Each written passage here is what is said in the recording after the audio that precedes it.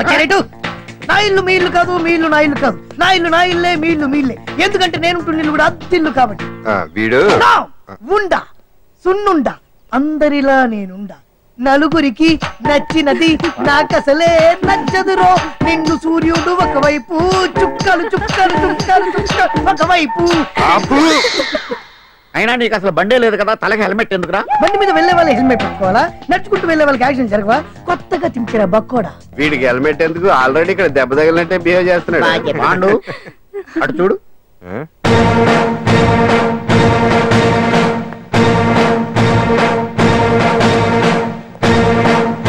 నమస్తే సార్. ఇక్కడ పాండు అంటే ఎవరు? మనమే. నిన్ను అరెస్ట్ చేయడానికి వచ్చారు అంతే కదా? అవును, ఇంకా ముందే వస్తారనుకున్నాను. ఏంటి లేట్ గా వచ్చారు?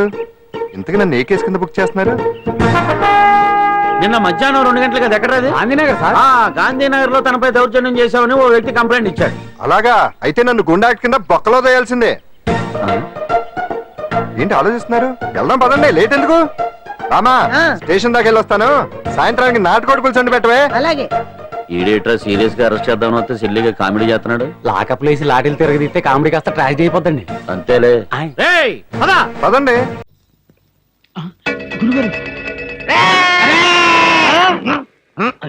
ఏంటండి ఉరిశిక్ష ఇస్తారంతేనా? మీరేసేదేంటండి? నాకు నేనే వేసుకున్న ఉరిశిక్ష.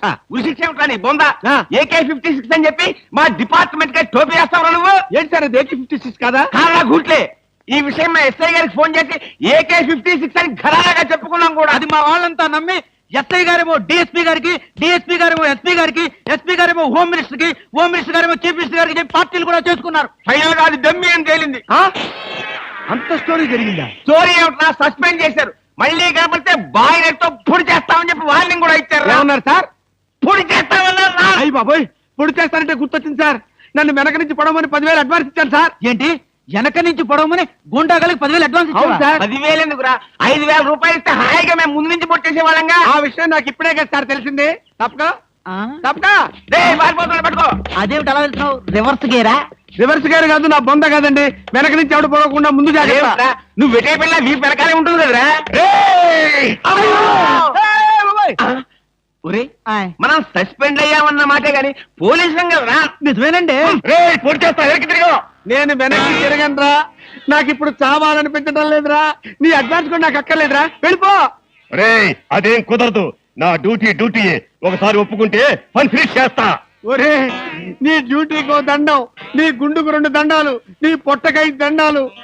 ఇప్పుడు నాకు చావాలనిపించడం లేదురా. నార్మల్ నీకు అవసరం లేదు, కానీ నాకు అవసరం ఉంది. పోలీసులు రండి బాబు. ఏంట్రా? ఏంటంటారేంటండి? వాడు ఆ గుండె వేసుకొని కత్తి వేసుకొని నన్ను చంపేస్తానంటున్నాడు బాబోయ్. నువ్వేం భయపడకు.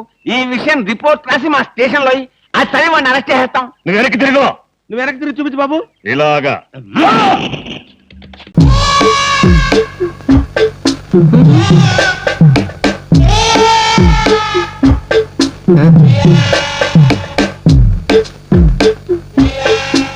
ఆ డ్రాయర్ తి. ఏ అందరూ ఏమైనా రివాల్వర్ ఉందా? ఓపెనర్ ఉంది. Enjoy enjoy boys enjoy. Thank you. ఇక లేట్ ఎందుకు? పార్టీ స్టార్ట్ చేయండి. నేను వెళ్ళి డ్రెస్ మార్చుకొస్తాను. ఒరే బాబాయ్, ఇది సీయింగ్ ఏంట్రా? నాకు అర్థం కావట్లేదు. అదే నాకు ఆశ్చర్యంగా ఉందిరా. అంకుల్ ఏమో ఓపెనర్ తీసుకోమంటున్నాడు, ఆంటీ ఏమో ఆమ్లెట్ ఇస్తానంటుంది. కొంప తీసి ఇంట్లో అందరు తాగుపోతులేంటి? మీ బాడీ డౌట్స్ ఆపండి, మందు కొట్టండి.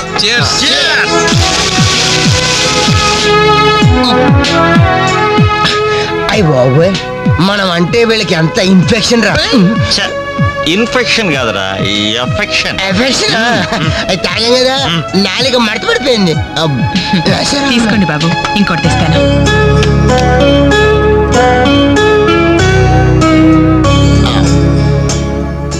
అబ్బా అబ్బా, వీళ్ళ అభిమానం చూస్తుంటే నాకు చచ్చిపోవాలనిపిస్తుందిరా. ఇక లేట్ ఎందుకు, పోచావు. అది చచ్చిపోయే ముందు సరే బాత్రూమ్కి వెళ్ళి బ్లాడర్ క్లీన్ చేసుకొని తెచ్చిపోతాను. మీరేమనుకోవద్దు. ఓకే.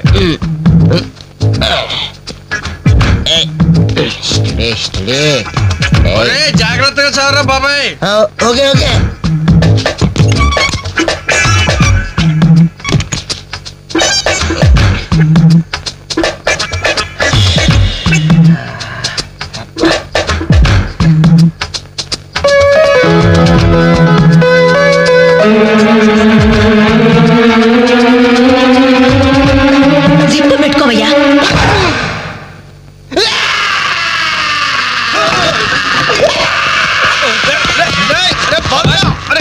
అరే బాబాయ్ చూడు చూడు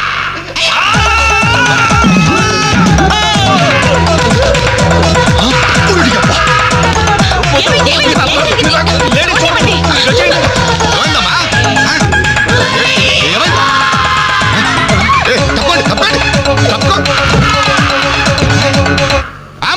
రండి మేడం, ఏం తీసుకుంటారు?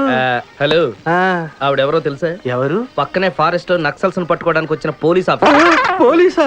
నమస్కారం మేడం. నమస్కారం. ఫారెస్ట్ లోకి వెళ్ళడానికి ఏమైనా వెహికల్స్ దొరుకుతాయా? దొరుకుతాయి మేడం, అరేంజ్ చేస్తాను. మీరు కాస్త టీ తాగుతుండండి. వెళ్ళండి మేడం. ఓకే. ఒరేయ్, 2 టీ. Thank you. బావా నువ్వేంటిట్టా సర్వర్ ఎప్పుడు అయిపోయావురా? అరే బావా, ఇదేమన్నా గవర్నమెంట్ ఉద్యోగం డేట్లు గుర్తు పెట్టుకోవడానికి?